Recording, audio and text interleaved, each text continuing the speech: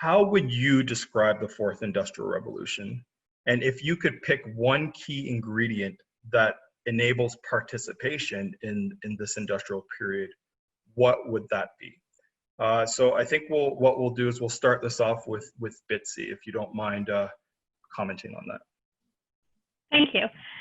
So I was thinking about this in the document before we started, and one of the things that's true is you don't invite an academic if you want simple answers or you want things categorized neatly. So I was trying to think through how I understood these different industrial revolutions, and the third industrial revolution, I think, is less accepted in our sort of historiography than the first two. So I kind of want to frame it around something which this picture does, which is general purpose technologies. So what is the general purpose technology that's really driving this? How is it playing out? So as it says in the first one, I think steam power is really the general purpose technology. And I think in the second one, it's really electricity, and it does not mention on this slide, but also the invention of the periodic table in science and chemistry. And then the third one, you know, according to the way this is poured out, is going to be the transistor, and I don't think it's specifically on there, but plastic. And it's really hard for me to see these as having fully run their course. I think that we're still really pushing the transistor as a general purpose technology. The transistor is being miniaturized, it's coming into our home, and it's really relying on plastics.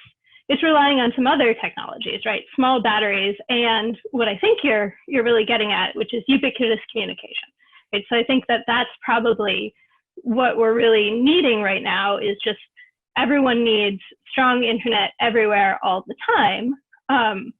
But being a historian, I feel, you know, ill-equipped to predict the trends of the future. From passing from the third to the fourth industrial revolution, the ability to have ubiquitous communication that's connected to computing power is something that's just become part of the background, so to speak.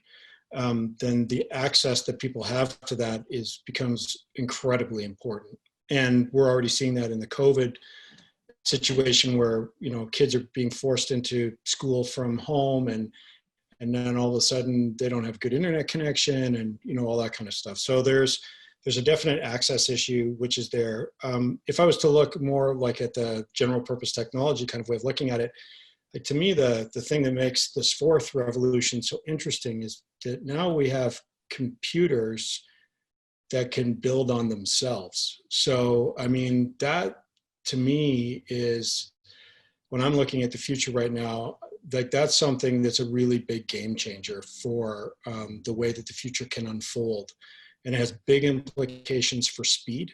And I also think it has big implications for variation. And of course, that's, you know, not disconnected from human designers, obviously, but there is still a reality that we're in a situation now where computers can actually create on themselves, right? It's not waiting for us to do the original programming all the time.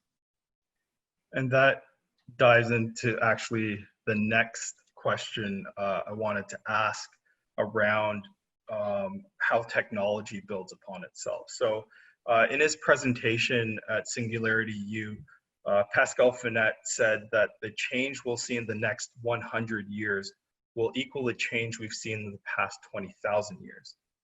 I mean, we've heard it all before, right? Bill Gates famously said that we overestimate what can be done in 1 year and underestimate what can be done in 5 or 10 years. So Finet bases his belief on the idea that technology builds upon itself. Consider a computer has led to mobile phones that are more powerful than the first spaceship that took us to the moon, the Apollo 11. Advancements in computing power has led to machine learning and artificial intelligence.